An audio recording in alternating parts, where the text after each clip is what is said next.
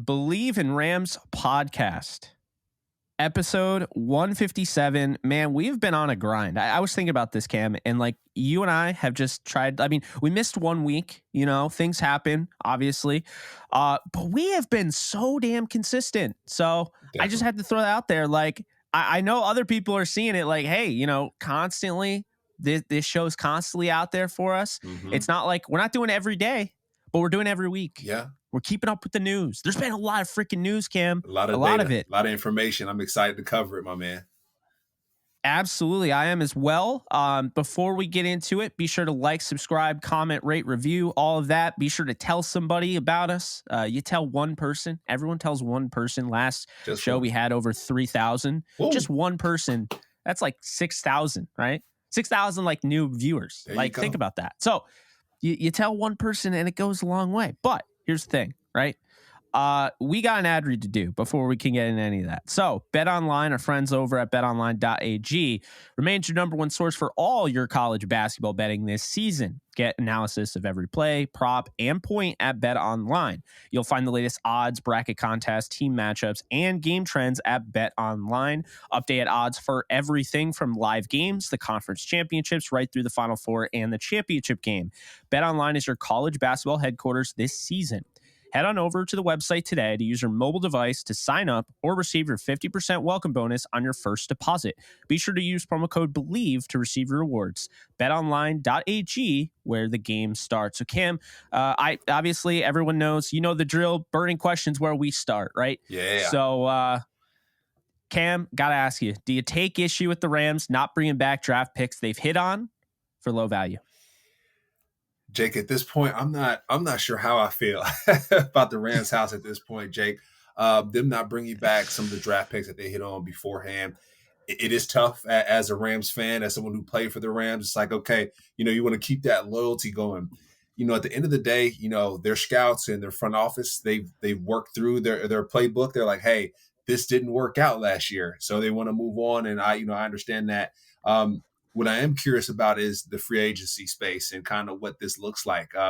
I know things have been at a lull at this moment. A lot of the drama, Jalen and some of the other players that we love a lot is kind of past. And, the draft is coming up at the end of April. So it's going to be a long month, I feel like, Jake, a long month. And I'm curious to see what's going to happen. I know Allen Robinson, he's still on the team. I know he requested a trade. So, we're going to see what happens with that. I know the Aaron Rodgers piece, so that's going to be a big move in the free agency space.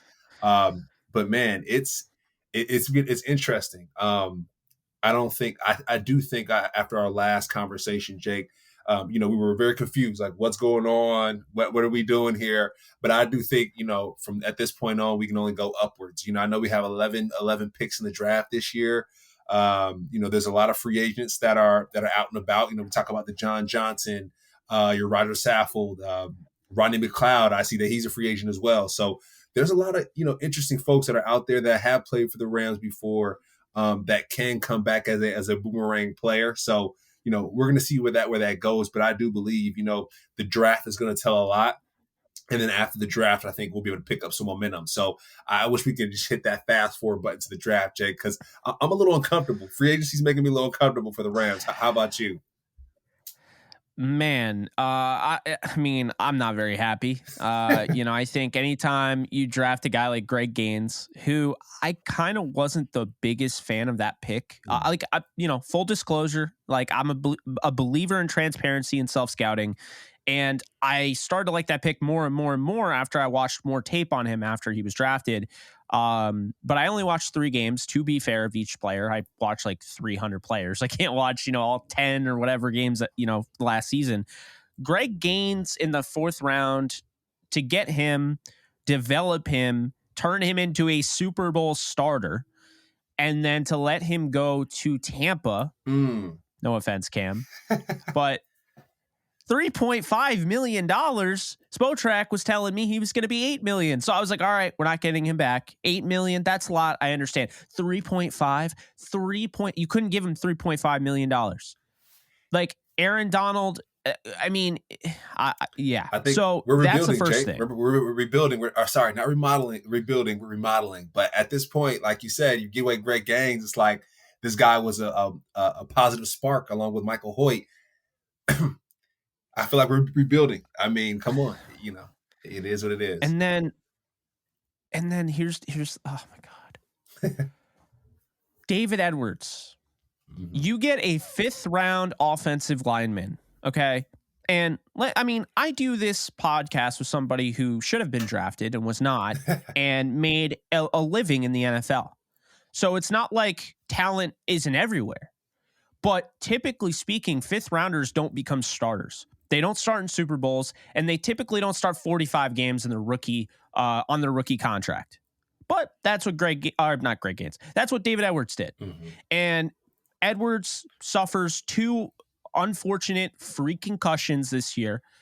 And there are fans out there that were calling him injury prone, which Cam, I don't know how you're injury prone if you started 45 games in 4 seasons, but that's just me. Yeah, David Edwards is gone. He went to the Bills. He's back with Aaron Kromer, who was the original Rams offensive line coach. A lot of people, including myself, were really puzzled when they got rid of him. And he's gone. So this offensive line that they supposedly really want to give another shot to, they want to see more of and everything, like, they didn't bring back Edwards. And the thing about that's weird to me is that Edwards isn't going to get paid more than Gaines. So at the very least, he's $3.5 million. So $3.5 million for a guy that started 45 games you couldn't do. And then my favorite one is the 7th rounder. 7th rounders, we've seen it. Sam Sloman, we don't even like to talk about it, but yeah, he made the team, should not have made the team, and that evaluation was absolutely horrible. I don't even think they really evaluate. I think they're like, oh, he went to the same school as Sean McVay. There we go. Miami, Ohio kicker. He had a 76% kick percentage in college, which isn't good. I don't think I have to tell people that. And they drafted him in the 7th round, and he was bust. Whatever. They drafted I always forget the fullback's name, probably because the Rams don't have fullbacks on their team. They drafted him, didn't even make the team. They drafted guys like that just haven't done anything. 7th rounders aren't guarantees. You don't always get Ben Skoronix in the 7th round, right? You definitely don't get Isaiah Pacheco's always in the 7th round, or Chris Carson. But you get Nick Scott, who you draft to be a special teams ace, and he does that. He's got outstanding measurables. And then he ends up being a Super Bowl starter. So Cam, if you're doing the math, the Rams gave up 3 Super Bowl starters in free agency for maybe at most. Let's just entertain the fact that David Edwards somehow got $3.5 million. That's $7 million right there for 2 guys. Guess what Nick Scott's cap hit is in 2023, Cam? What is it? $2 million. $1 million. Okay. What I'll say here, Jake, too, is we do have to know that the Rams brought in new coaches. You know what I mean? So we see some of these new coaches coming in and they want different people. So I'm sure once the Rams hired those new coaches, I think we talked about this, the rebuild, they want their own guys in there. So I can see why they traded some of these guys, or not traded some of these guys away, right? Let some of these guys go on the lawn for the garage sale there, because there's new coaches that come in. They say, hey, I know y'all like this guy, but you see here on tape why this won't work. This is my vision. This is kind of where we want to go. So it is unfortunate, but I think this is a rebuild at this point. The coaches have come in and said, hey, we got to get rid of this guy, get rid of that guy, and we want to keep this guy and this guy. And it's just unfortunate for us. It is what it is. Yeah, it's hard to look at. I do like the safeties for what it's worth. Jordan Fuller is going into a contract season, so I don't know how long. I don't know if he's going to be brought back for a second contract. I would assume not. They normally don't pay that position. I can confirm they are interested in bringing back John Johnson, but I'm also interested in winning $1 million, and both those things don't always just happen, right? They're also interested in a reunion with OBJ. This is stuff that I've been told. OBJ, John Johnson III, Grant Haley, and Troy Hill. We've talked about it. Troy Hill makes a lot of sense because, you add some veteran leadership in the back end of that secondary, a guy that has been through everything in the NFL that the game has to offer. They're very, very young in the back end, the secondary. And if you're sitting there like, well, Jake, Cam, they could just draft a guy. Well, that doesn't really solve how young they are, right? That doesn't, Mm-hmm. that just adds on to the issue is how, like, and we could talk about, the Chiefs all we want and how they started 2 rookies in the Super Bowl and a second year guy and all. Yeah. But look at in the back end of the secondary, they had Justin Reed. Mm-hmm. And, I think you have to have some sort of veteran leadership. And you could say what you will about, Jordan Fuller, but I mean, the guy hasn't played a lot, right? And Mm-hmm. and he gets banged up quite a bit. So I am a little concerned about that. I would like to get, a Troy Hill in there. I think Grant Haley's underrated. Like, I think they should bring back Grant Haley. Mm-hmm. John Johnson III, I think they should be interested. ESPN predicted, I think it was Bill Barnwell. He said 2-year, $4 million. That's not happening. They're not getting Johnson. They're not signing John Johnson to a 2-year deal. I don't see it happening. Mm-hmm. And I don't think he's going to sign for pennies either. Like, I think he could still get about $6 million. So $2 million a year, I don't see that. And then OBJ, I mean, I kind of had the thought process, the thinking going in. We've talked about this. Offense matters. Offense wins championships mentality. If that's the case, and they go all out for OBJ with the cap space they signed, which, by the way, in case you guys didn't know, Joe Noteboom and Brian Allen have now had their contracts reworked. $12 million in cap was saved. There you go. Now we're cooking, Jake. We're cooking a little bit now, Jake. So here's my thing with that, though. Now you're tied to them. Mm-hmm. The 2 most injury-prone offensive line talents on your offensive line, you now just tied yourself to for another year. I don't know about that. Yeah. Well, I mean, hey, you create some cap space, which is great, right? And then I'm gonna go back to this OBJ and John Johnson piece, Jake, because I think those 2 pieces are really, really important.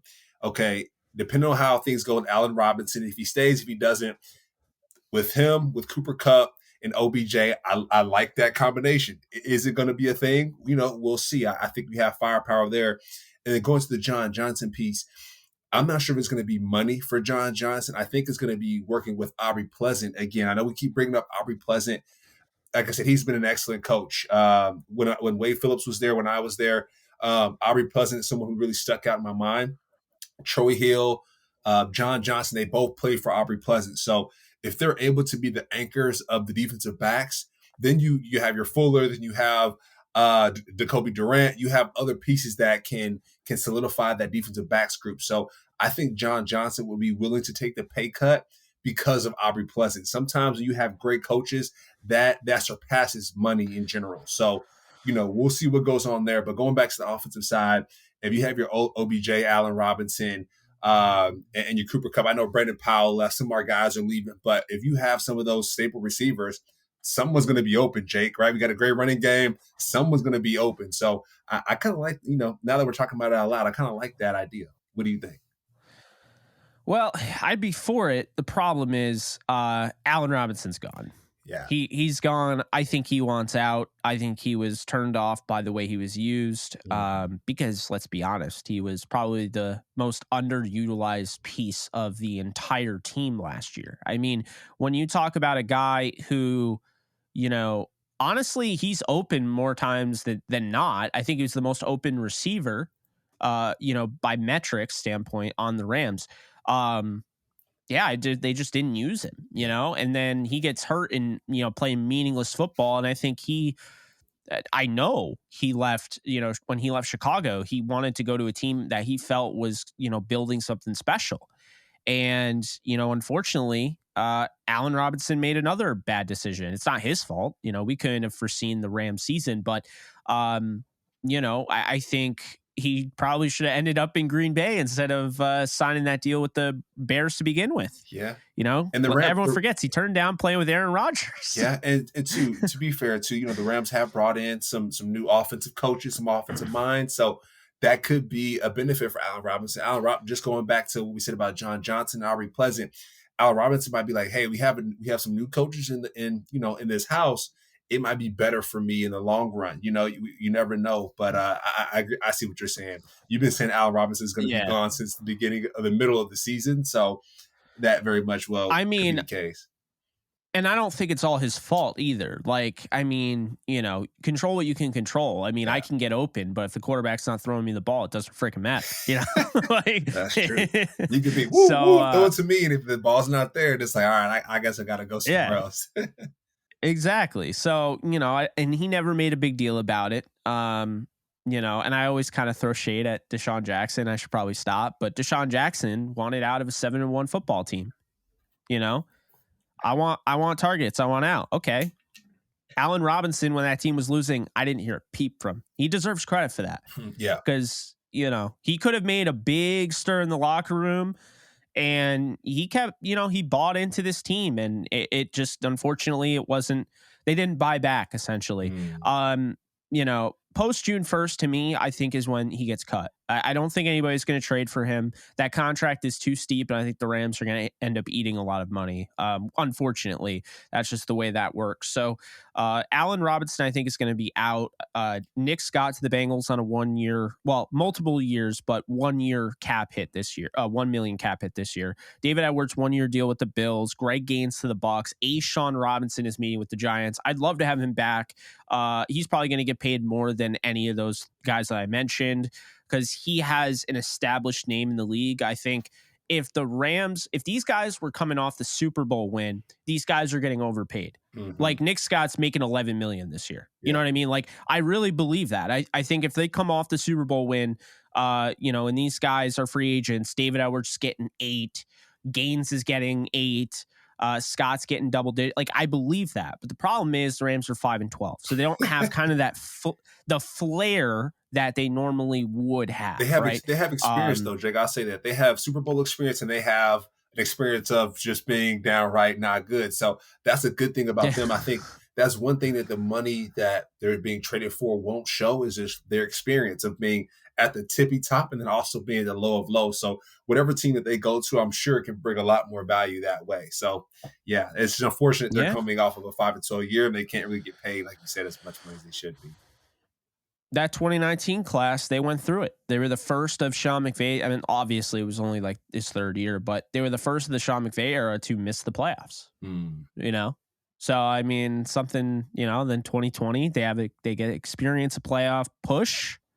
Then 2021, they experience a Super Bowl win, the high of a Super Bowl win. Then 2022, they experience the worst nightmare. It's they've been through it all. I mean, they can write a book at this point. Exactly.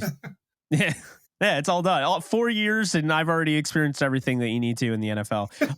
It's one of those like products where people make videos and they're like, all right, this is my reaction. This is this was my experience before you buy. Right? It's like that, and that's basically before you decide to go into the NFL. Here was my 4-year experience of highs, lows, and completely off the grid lows. Speaking of which, Brandon Cooks was traded to Dallas, so he won't be returning to the Rams, despite their interest in him. This one kind of pained me because it was only a 5th round pick. And I was just hoping there was some way if Allen Robinson isn't going to work out, he's not. I'm just telling you right now, what I've heard is that relationship is gone. It doesn't mean that he holds any ill will. It just means that he feels he's kind of 2 years in a row where he's not at Allen Robinson standards. He's in jeopardy of making his name meaningless in the NFL, like being stuck as a 4th receiver. Like, we've seen this before. Guys explode. They have really good seasons, and all of a sudden they start to fall off, and everyone's like, he's washed. I don't think Allen Robinson's washed at all. I just think he's had 2 unlucky seasons. He played with a rookie, in Justin Fields, and just all sort of Andy Dalton, Justin Fields. It was just a chaotic mess.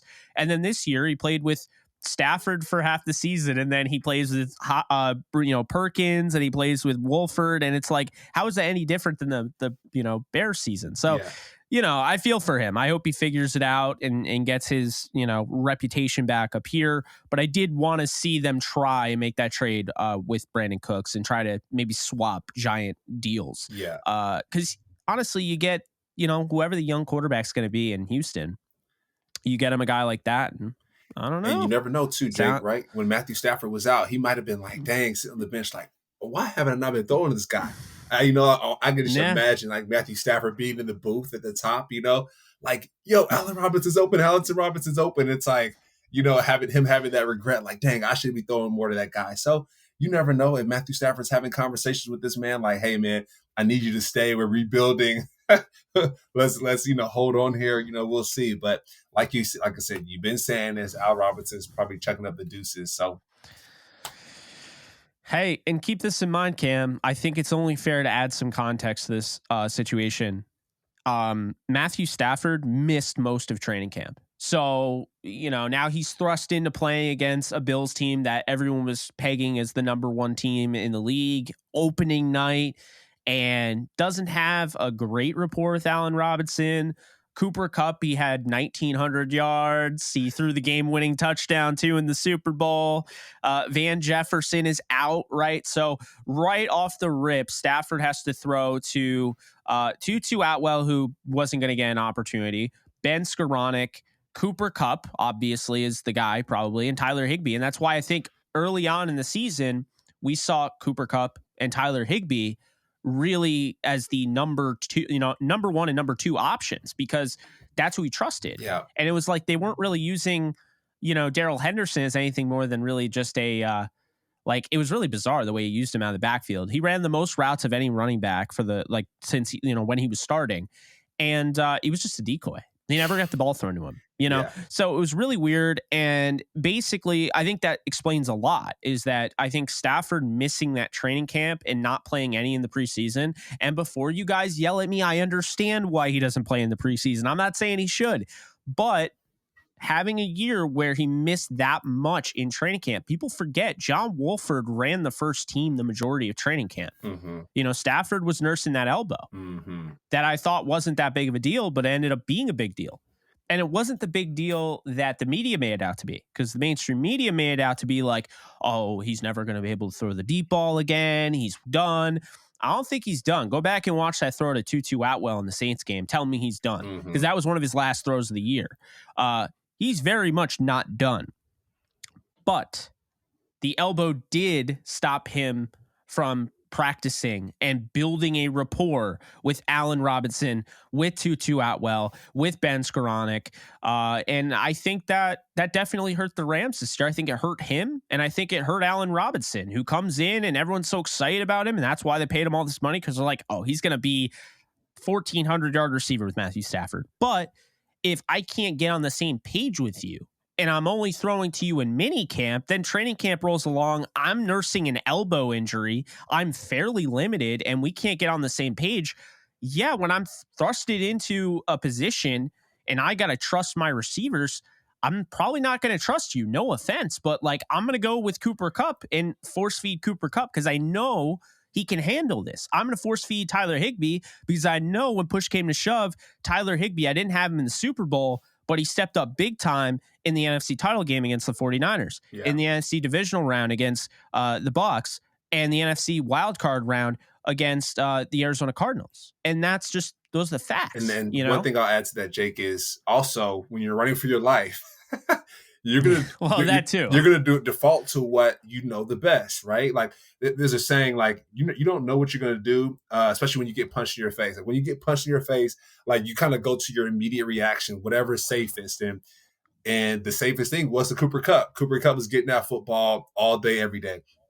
And so Allen Robinson, like you said, Matthew Stafford wasn't used to going to battle with Allen Robinson. And so when you get punched in the face, okay, the first person you look to is probably a Cooper Kupp, right? Or Tyler Higbee. Okay, I've been through this before. I've been getting hit in the mouth before. Okay, that's going to be my first go-to. Allen Robinson, he wasn't there, right? You weren't there with me shooting in the gym. Allen Robinson and him haven't had time to shoot in the gym like that. And so when the live bullets are going, when you got people rushing the passer and you're scrambling for your life because, the offensive line was a little beat up, Allen Robinson wouldn't be that go-to. So I am hoping, when Matthew Stafford did get hurt, when he was able to watch those games, I wish that he hit that thought clicked in his mind, like, dang, look at this dude right here all the way open. And I wish that I would able to throw it to him and have gotten that battle-tested relationship. And so, yeah, that's just unfortunate. And I do feel like we missed the boat with Allen Robinson. My question is it too late, Jake? Is it too late to keep Allen Robinson? Has the ship sailed? What do you think? Well, I feel like they've crossed. It's funny because I forget what it's called. I think it's like the folded area, whatever. I just started watching this show on Netflix. It's called Shadow and Bone. I don't know if you've ever seen it. So there's this like I don't know, like force field or whatever. It's like as soon as you cross that, all bets are off. And the Rams crossed that when they said, all right, you go, you can go and find a trade. When you say that, you're telling the player, I don't value you. I'm not even going to try to find a trade for you. You have to find the trade. We'll figure it out afterwards, but you go and find that trade. That to me tells me they're done. And I've been told that Allen Robinson's done. Now, could they repair it? Has it happened before? Yes. Cam Akers. Okay. Perfect example. Yeah. But Cam Akers was also on a rookie deal. Money wasn't the issue. It was more so, are they going to stay? Are they going to coexist? And with Allen Robinson, it's like the Rams don't want him back with that much money. And he's not going to take a pay cut. He's just not. And he shouldn't have to. He signed that contract. And I feel like, especially nowadays, you look at the NFL and the direction it's going in, and you could say that's one of the worst contracts in football. And it might be. Honestly, it might be. Considering Allen Robinson hasn't amassed 1,000 yards in the last 2 years, it looks like the worst contract at that position, because people will crap on Brandon Cooks' contract, but Brandon Cooks is a model of consistency. God forbid he has 1 year where he doesn't go over 1,000 yards. He did it like 5 straight seasons with like 5 different teams. So, I mean, like, let's hop off Brandon Cooks for a sec. But when you look at like Mecole Hardman getting $6 million with the Jets, Alan Lazard getting $11 million, that's considered a lot. But like Lazard had a good year last year. You know what I mean? Mecole Hardman, he hasn't really had the production Allen Robinson has, but in a league where it's what have you done for me lately? I think it's definitely fair to be like, yeah, maybe the Rams, they didn't really take Allen Robinson's 412 yards in, with Chicago and really get much of a discount, did they? They just kind of threw money at the wall and they're like, all right, take it. They were paying for the Allen Robinson they knew he was, but maybe they didn't know he could be, and they were hoping he could be, and it kind of bit them in the ass. But Cam, I think the big thing is your guy and my guy. I mean, I've always been a fan of his, but Big Play Van, he missed half the season too. So I think that's always kind of forgotten, is that, you go into the new year and it's like Stafford doesn't even have Van, and so now it's like, everyone's like, throw to somebody different than Kupp and Higbee. He's like, who? Like, dude, I don't think you get it. I have like a split second to throw the damn ball, and those are the only two guys getting open. Yeah. And by the time I get to my next read, Allen Robinson, who is open, I'm sacked. Yeah. Like, yeah. like everyone, like, and that was the thing that I found kind of annoying, is that there were people that were criticizing Stafford because he couldn't make the full field reads, and he absolutely can. But it got to the point where, how can you survey the entire field when your offensive line is just completely demoralized, starting a third string center? I mean, come on. Yeah. You know what I'm saying? Yeah. When your neck is like touching the turf literally after 2 seconds. Yeah. It's tough, man. It's tough. And it's funny because I was scrolling through like the Rams Twitter, and like I think I saw it was like a fake graphic, but like Rams hosting open tryouts to fans, that are talking mess. Oh, yeah. I was like, oh, that's clickbait, because I really thought that was a real thing. But yeah, people don't really know like what it takes, and you have a family, you're suffering spinal issues, concussions, and like you're trying to will a franchise to winning when your offensive line is letting people through like no one's business. It's a tough thing to do. Pressure is real. What is it? Pressure makes diamonds or cracks pipes. And, with Matthew Stafford, he's used to that pressure. He's made diamonds, and, unfortunately his body couldn't hold up, this past year, because he's running for his life. So, I do think, Jake and I, as we're talking about it, I think the Rams receivers didn't really get a fair shake, because my man has been going through it. So, I know you mentioned with Allen, the Rams have signed him back in Noteboom. So maybe they rock out with those two guys and get some free agents, after the draft or before the draft. But we're gonna have to get some offensive line. At the end of the day, all the arrows point right back to the offensive line. I'm glad we have another coach in there to hopefully revive their practices and kind of what they have going on. But man, it's just the mountain seeming high, the journey up the mountain seeming higher and higher, Jake, as we talk through this. It's a little daunting, but I got faith. I got faith that we're going to get it right. I do too, because, Sean McVay is a top 5 coach in football. Les Snead's a top 10 GM. I may have issues with Les Snead. I may think that he leaves things on the table that he just simply shouldn't leave on the table. I may think that he gets absolutely fleeced in trades, gives up too much for players, gets too little in return for said players, only gets 4 years out of elite talent like Jalen Ramsey. But at the end of the day, Les Snead's a top 10 GM. You can dislike him all you want. Yeah. He's a top GM. If you want to say he's not, then name me, 10 other guys who are better, because I don't think he can.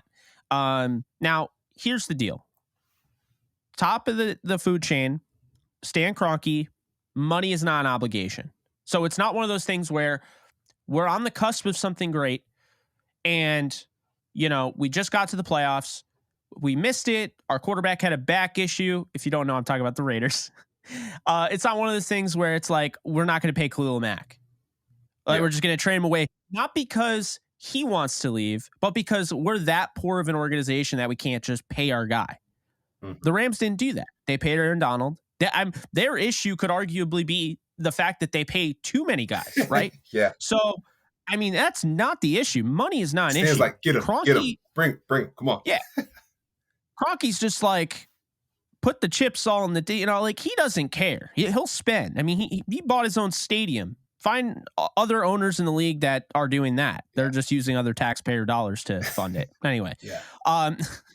So anyway, my point, Kroenke checkbox, because he's not going to be the reason. He also, and the thing I really like about Kroenke, because I know the St. Louis fans like, I hate Kroenke. I don't know why you like him. First off, I'm in New York. He hasn't done anything to me. Second, and this is a big one, Kroenke stays out of football. Mm-hmm. Owners facilitate, right?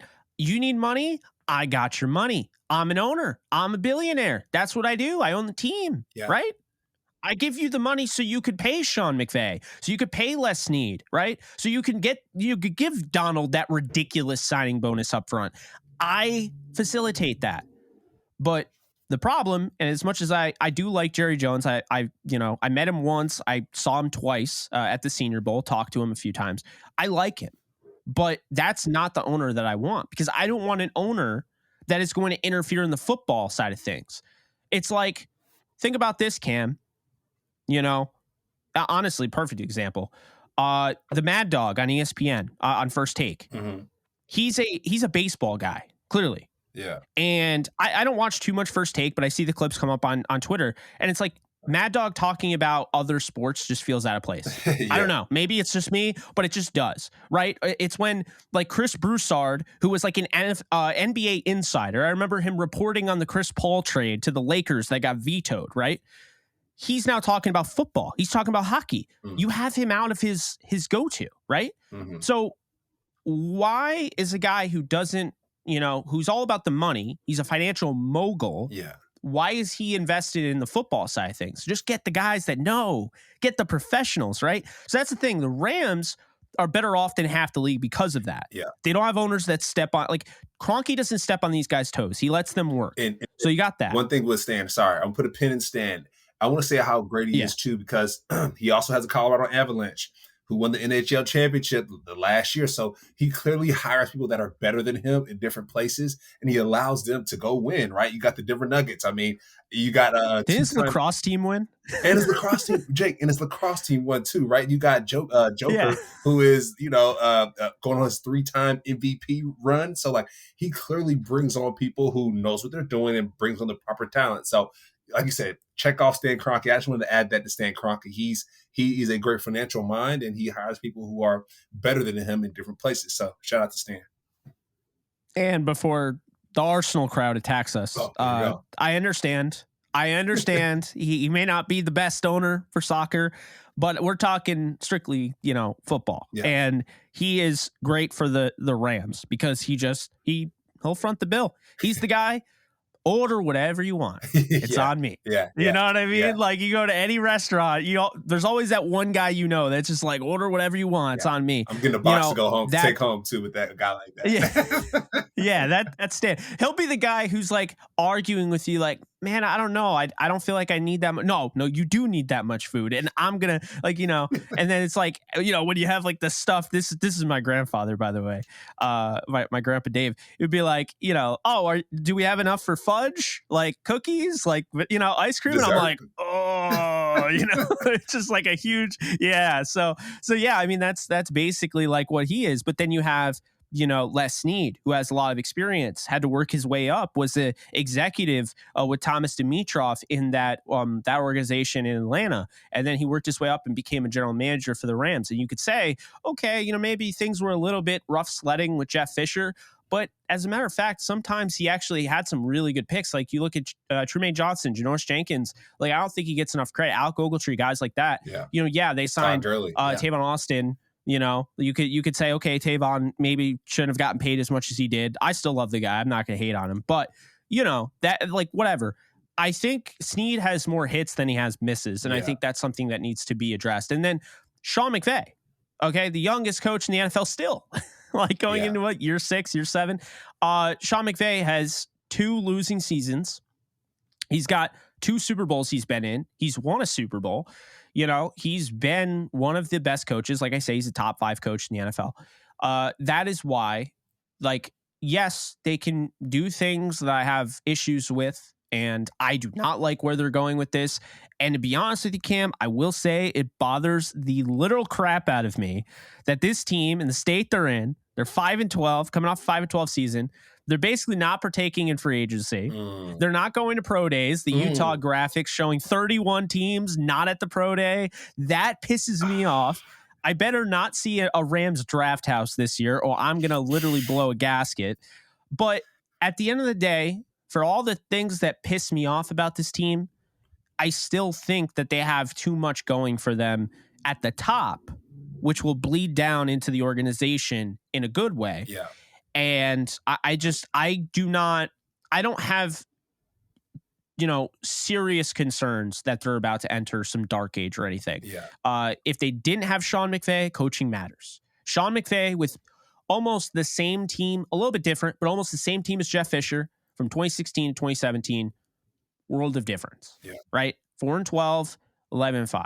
Now, I'm not saying the 4-12 team wasn't good, but I'm saying, you have that coach. What he did with Goff, if you had an offensive-minded coach that maybe could have developed Goff a little bit better, maybe Goff is better in his rookie year. Maybe, there are more wins. But I feel like, having McVay, he can get the most out of most of his players. Yeah. Like we have our issues with McVay too. Don't get me wrong. The play calling in the red zone, the play calling in general at times. Yeah. But at the end of the day, I think these guys, McVay, Snead, and Kroenke, they all possess enough there where you're not like sitting there like, oh no, are we the Browns now? Yeah. We would be losing too much faith, Jake. We'd be silly to go through a championship year and lose faith within 1 to 2 years, right? That's called fandom. When fans go up and down. I think we're more than fans, Jake. We're invested in the Rams. I don't think we're just fans, right? We're people who have equity in this Rams team, and so I don't think we should lose faith in these guys. I think it's people don't like change, and we're seeing just a lot of change right now. Jake, when the season starts, just know that Rams gear is going to be on, that we're going to be tuned into that television, ready to go. No matter if they jack up the draft, no matter if they jack up free agency, it doesn't matter. We just have this feeling that, hey, we trust the guys that you just mentioned, Stan Kroenke, Les Snead and Coach McVay. Like, we have faith in those guys, and I do believe once kickoff comes that we'll be ready to go. It just right now things are uncomfortable. Jake, it's almost like kind of like when I remember this when I moved from California to Atlanta. My mom went to me and said, "Hey Cam, like son, we're moving. We're going to Atlanta to be with your grandma out there." And I'm like, "Wait, what? What's going on?" Fast forward to now, that was the best move that she could have ever made, right? Because I was able to focus, lock in, and get a different experience than being just in Southern California. So I think we're just going through those growing pains right now where Sean McVay and Les and those guys are like, hey guys, we got to move. We got to move on from what we're comfortable with and what we used to know to now what's going to become hopefully a winning franchise and a dynasty here. So I got complete faith. We got our guys locked in. As long as Aaron Donald's here, Jake, I'm good to go. When Aaron Donald's not here now, Jake, now that I'm like, oh, now what's going on? But no, I have faith in our guys, and I have faith in kind of what these Rams are doing. It's just uncomfortable right now because it's a lot of change. Yeah, I agree with you. And I think, honestly, I might be a little too negative. I mean, let's be real here. This team missed the playoffs in 2019. They came back in 2020. And, I think the thing that is important here to recognize is that, with the Rams, with Sean McVay, they've had their moments where it's like, okay, like 2017, they go to the playoffs. I'll never forget this because they should have beat the Falcons. They fumbled 3 times, and they basically gave the Falcons that game. Fun fact, after that game, I was in a coma for a day. I was so sick. Yes, I was so sick. I was in a literal coma to the fact that I woke up the next day, and I didn't know it. And my dad's like, yeah, Tyrod Taylor I think they won the playoff game.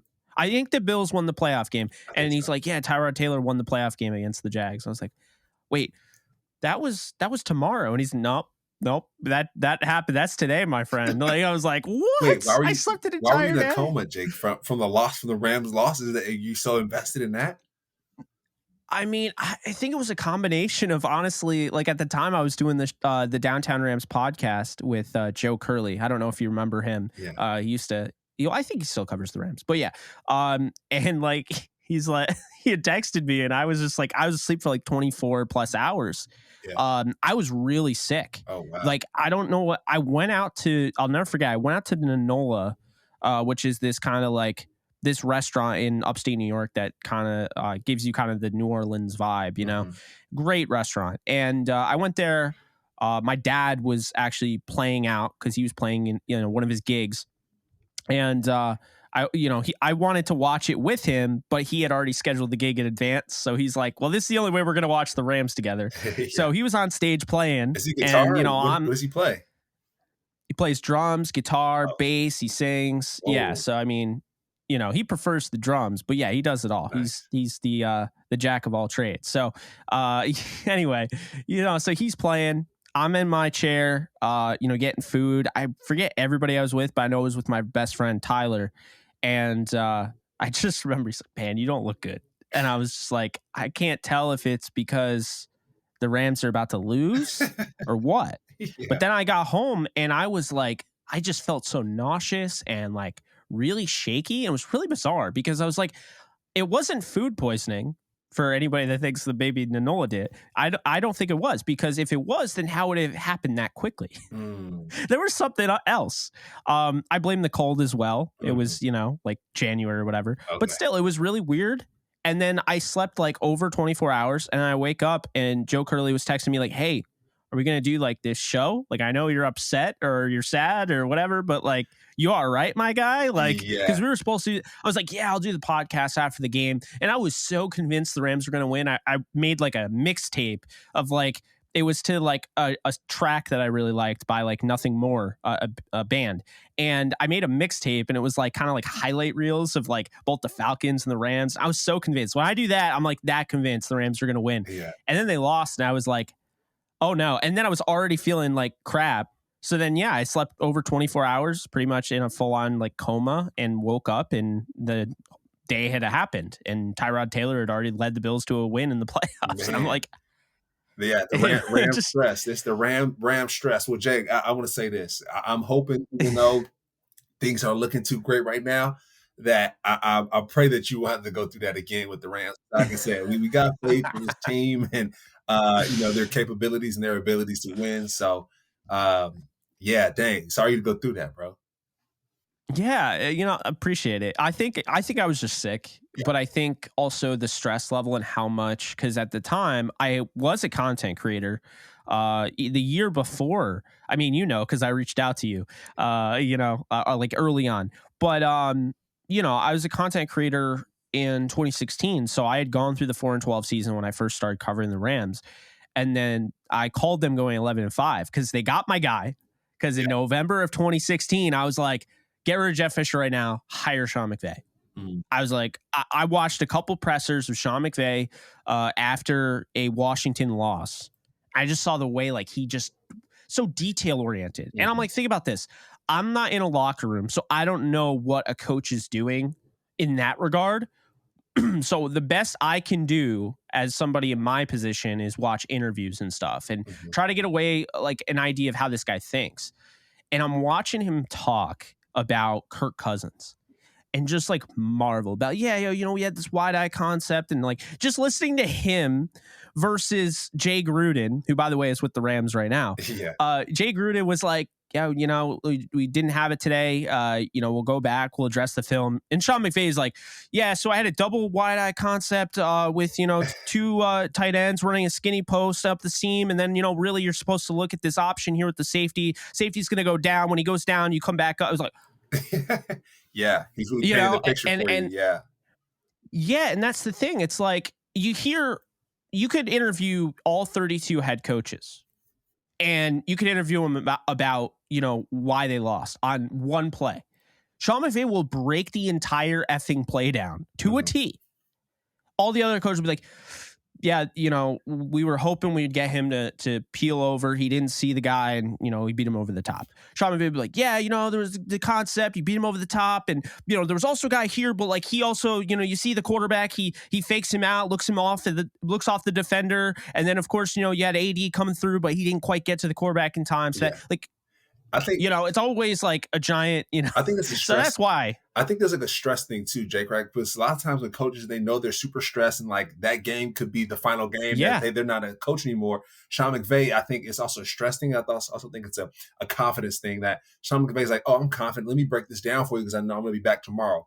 And then next day and the day after that. So, a lot of times with those press game conferences, pressers, some coaches know how to manage their emotions, right? A lot of times they're like, hey, I got this press game conference and I'm here so I don't get fined. I really don't want to talk to you. I'm not going to give you too much detail. Sean McVay's like, you know what? I got this. Let me go ahead and jump in. So yeah, I feel you on that. You get 32 different head coaches, you get 32 different explanations. And Sean McVay is almost like your, like a LeBron James, where LeBron James will definitely break down the exact play, who was there, what position that they're in, and how their shoes were tied. Like they just have that different level of detail. Yeah, I work for Nike represents me, so I just had to dunk on that Adidas guy's head. Exactly. But it's funny you bring that up because like in other sports, like baseball managers don't get too much into it. I mean, there are times where like Aaron Boone is his press conferences post game for the Yankees. I'll be sitting there shaking my head because he took a guy out throwing a no-hitter in the 6th inning because of his pitch count.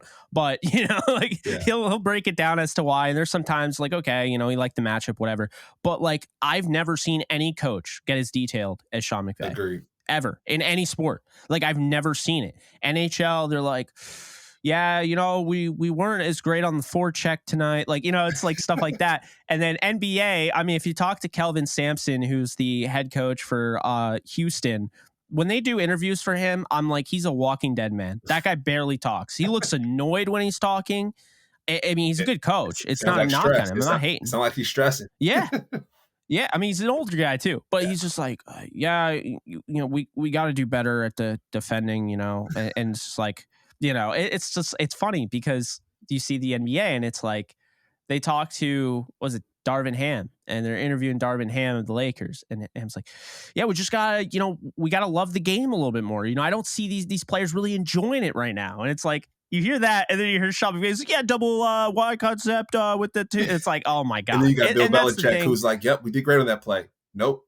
I don't know. We're on to Buffalo. Exactly. I actually like, I know it's almost sacrilegious, as a Rams fan to like Bill. But I love Bill Belichick. I really do.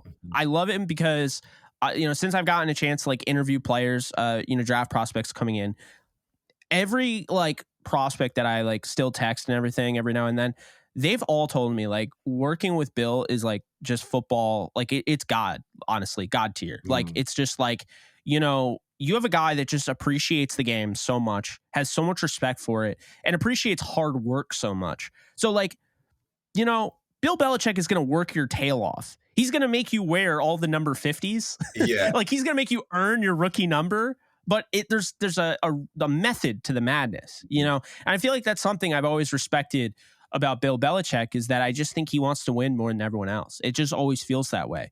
And then just because his presser, you know, is we're on to New England, or we're on to Buffalo, or we're on to Cincinnati, or like, just because he doesn't talk that much to the media, people are like, oh, you know, no, like, this guy, the Patriot way is real. I mean, there are guys that still want to play there, even though they are very likely to be the worst team in that division this year with how good the Jets are getting, the Dolphins, the Bills. But OBJ still is interested in playing with Bill Belichick. I don't think there's mutual interest there, but, you know, I know he was interested in going there, and there are other guys that want to play in New England. Lamar Jackson, there's a rumor he might want to go there. So I don't know. It kind of goes back to our whole thing, is like, if you have a good coach, like, it matters. Good coaching matters. Yeah. And like Sean McVay, guys want to play with Sean McVay. I mean, it's clear. He got, you know, he had he didn't even have 1 year in the league, Cam, and he was able to lure a seasoned veteran who's very, very well respected around the league in Andrew Whitworth.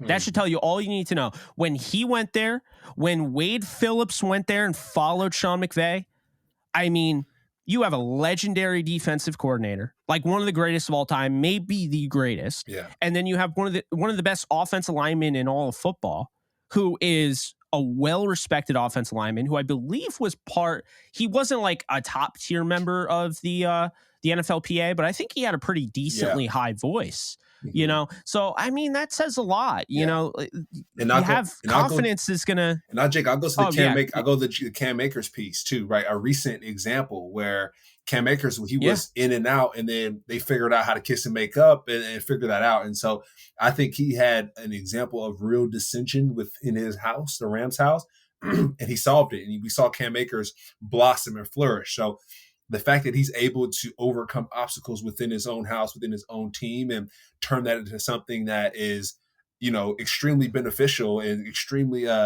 fortuitous, right? Cam Akers, I'm so excited to see him this year.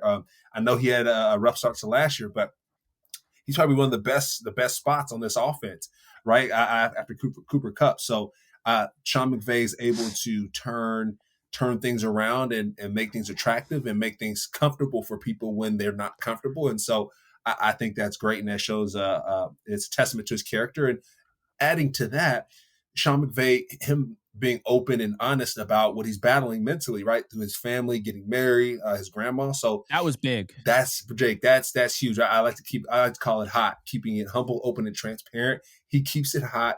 He's one of my favorite coaches that I played with. So yeah, I think, you know, just kind of the reason why we've gone down this path, the Sean McVay path, is because we're showing our confidence, our respect for what's there in the Rams house. Stan Kroenke, Les Snead, and Sean McVay. We have a great trio there in the front office, and I think we should be excited to see what's going to happen in this upcoming season. So yeah, shout out to those guys. Absolutely. And, you know, I think obviously they're going to need to hit it home on the draft, right? Yeah, I mean, they have to. Yeah. But, you know, I think we're really quick to discredit a lot of not you and I, but like just, you know, the fan base in general. Didn't get Creed Humphrey, got Tutu Atwell. So now Tutu Atwell, no matter what he does, you know, now he's unfairly portrayed as this guy that's a bust because Creed Humphrey got selected there, or he got selected after, and you know Creed Humphrey's already an All-Pro center, and I understand that sentiment, but I don't think it's fair to Atwell, you know, to just all of a sudden automatically be considered a bust. That's first thing. Second thing is that I think we're way too quick to ignore how incredible that first draft under Les Snead and Sean McVay truly was. Gerald Everett didn't live up to the second round hype. Okay. They should have drafted George Kittle, just like I told him to, but whatever. I like Gerald Everett, and I do think he was a contributor that helped them get to where they wanted to go. Now, did he end up being a number one tight end? No, but I don't even think they were really looking for that. Like, I think they wanted two tight ends. Keep in mind, Tyler Higbee was not drafted by Sean McVay. That was not the regime. He was drafted in the Fisher era. So, I think that says a lot that they've stuck by him. It says a lot about Sean McVay. Talent is talent. I'm not going to just get rid of a guy because I didn't draft him, just because he's not one of my guys, so to speak. And we saw that 2017. They kept guys like Robert Quinn. They kept guys like Trumaine Johnson.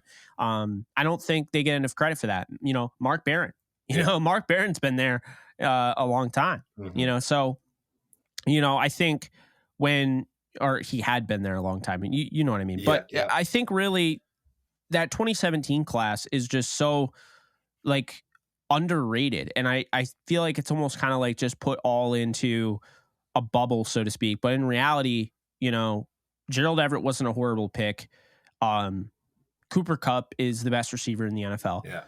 John Johnson was a heck of a pick. They got John Johnson because they traded down in the second round, picked up another third. So let's not forget that.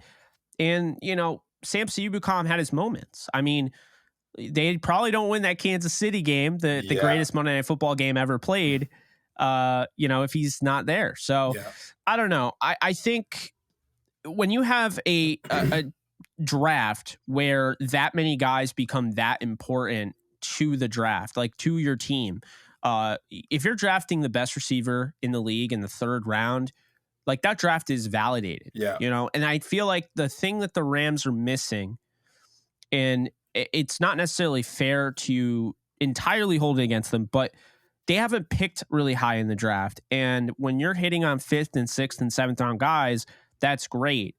But hits don't necessarily mean these guys became the best in the league. Hits mean they're better, that you got good value for them. They made the roster. They had some sort of impact on your team. And, not all hits are created equal. So I think when you look at the 49ers getting Deebo Samuel 36th overall in the second round, you look at them getting, Fred Warner. I think that kind of gets Rams fans a little annoyed because it's we had that in 2017. Where has that been since? Joseph Noteboom, third round in 2018.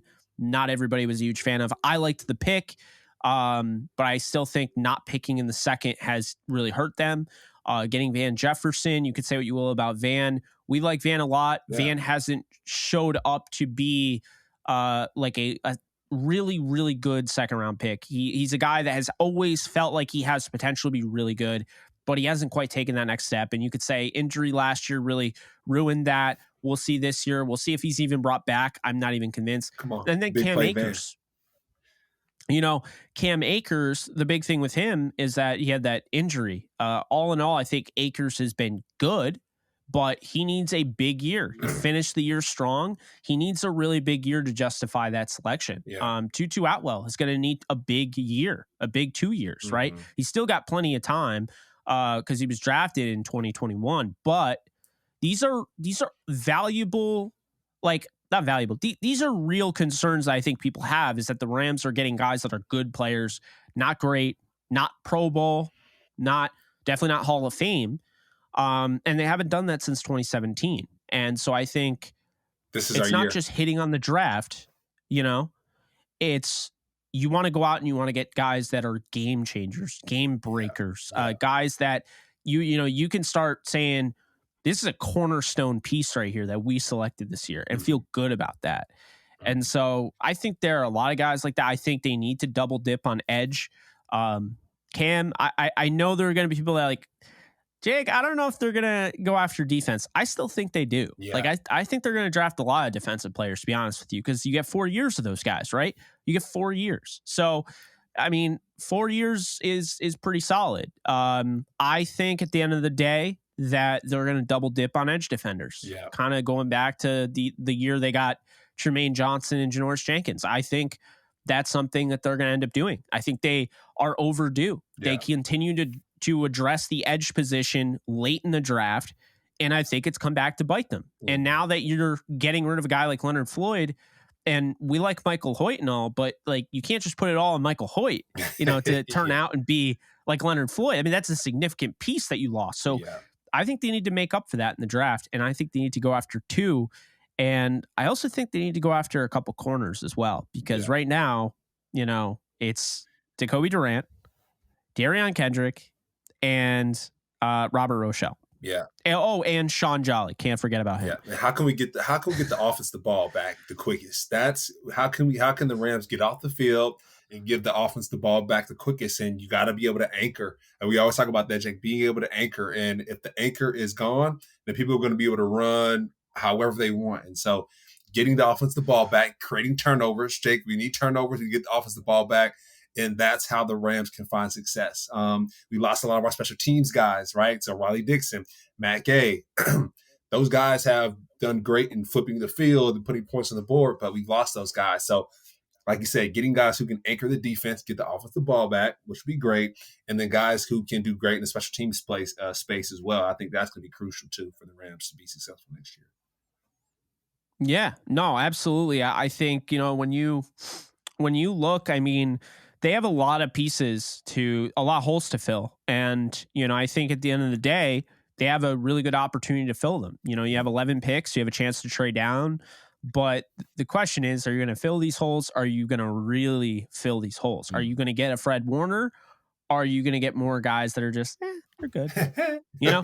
And I think that's I think that's the thing that's really going to kind of dictate where this team goes. And maybe how quick they get to where they want to go. Yeah. Right? Because I'm saying 2025 as the best case scenario for a Super Bowl again, which makes sense. If you look at 2019, if this is the 2019 season, 2025 is 2021. Yeah. So, if that's the case, it could even be 2024. If they knock out of the park, they draft 3 Pro Bowlers and they have cornerstone pieces, they're going to be ahead of schedule. Yeah. But if they don't hit on the draft and they get a bunch of, then I don't know where they're going to go, and it might, it might put them in a situation where maybe they are now in a position where they didn't want to be in, but now they feel like they have to overpay next year because they're not as far along as you would like. Yeah. Road to Super Bowl. That's what we call this, Jake. From now on, this is the road to the Super Bowl. How do we get there? What does that look like? Let's map that out right now. Yeah, well, I mean, it's definitely not the yellow brick road right now. We'll just say that it's a little gray. Yeah. I think we're the kings of analogies over here. We should be the Analogy Rams podcast. Yeah. The Colin Cowherd Rams because he always has those analogies. But no, I actually, to throw an analogy at you, because I've heard over and over again before we wrap this up, the Rams are doing this so they could go and do F them picks again. Could you disagree any more than that? Because honestly, to me, that's absolutely not what they're doing. Because think about this. This is my analogy to kill all analogies. Okay. This is going to give you the best picture. The Rams right now are that person that has $40,000 in credit card debt. They have now decided to pay it all off. They're not buying the new house. They're not buying the new PS5 or whatever, maybe PS6, whatever. They're not getting the new game console. They're not going out and spending it on, the bar. They're not going on vacation. They're paying off the debt. So why on earth would somebody paying off their credit card debt, as soon as they pay off $40,000, like, you know what I'm going to do? I'm going to go back into $40,000 of credit card debt. They're not doing that. Yeah. Come on, that's stupid. Yeah. That's not what they're doing. And F them picks is not just we trade a first rounder for a good player next year. That's not how that works. F them picks is a whole, this whole like mantra where we don't value the first round pick. We don't want to have a mystery box. We want to have the sure thing. So we're going to go out of our way to make sure we have the sure thing by trading away the mystery box. The problem is the picks aren't just mystery boxes. The picks are cheap ways to find that player that you're trading. And if you don't find them, it hurts, but it hurts a lot more if you're trading away these picks and you're only keeping them for 4 years, like Jalen Ramsey. Trade away 2 first rounders and a 4th, I think, for Ramsey. And you have him for 4 years. Could you really say that was worth it? I mean, it was worth it because they got a ring, but that was kind of poorly managed when you think about it. You had 4 years of elite cornerback play and he's still elite, and you trade him away and got a 3rd rounder and Hunter Long, who I mean, we all know, as soon as you drive the car off the lot, it depreciates. Hunter Long isn't a third-round pick. That they didn't get 2/3. Yeah. He was a third-round pick in 2021. That's about the equivalent of a seventh-round pick now. Yeah, all I know is Hunter Long better catch that football, Jay. He better block his tail off, better catch that football, dang it, because I need to be seeing Hunter Long in the end zone like this every game at this point, because, wow. Doing the gritty and everything? Yeah, all that. No, I hear you. And again, I'm not trying to get them in trouble for something they haven't done yet. Yeah. Because again, I don't think they're doing that. But I'm just saying that idea doesn't make sense. When you think about it in terms of my analogy, that's how you should think about it. It's credit card debt. Mm-hmm. They just continue to charge the card over and over and over again. And now they decide to pay it back. Because think about this. You can be in credit card debt forever. Mm-hmm. I mean, it's really up to, like, basically when you pay back the debt, it's up to when you want to pay it back. Until then, you're just paying the minimum. Yeah. And the minimum, with the minimum, you're still accruing the interest. The interest keeps going up. Mm-hmm. So you're still just paying off more because the minimum becomes more. So you're never not paying it off, right?